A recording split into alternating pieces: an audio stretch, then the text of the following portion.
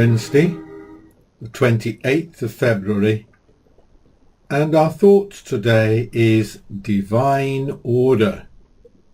I am one with the divine order of the universe.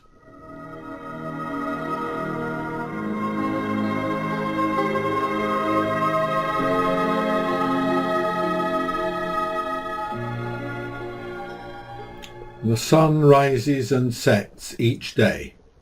The seasons change each year, and my body renews itself and revitalizes itself in every moment.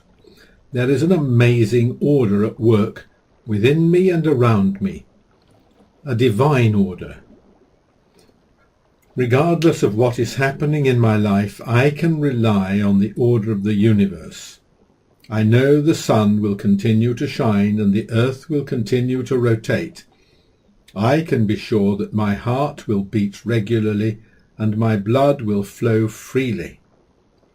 This knowledge gives me a deep feeling of peace and comfort, and it reminds me that I am never alone. I move forward, secure in the love of God and in an awareness of order. I give thanks for the divine order that regulates my body and blesses my life. The Acts of the Apostles, chapter 14, verse 17 says, "He has not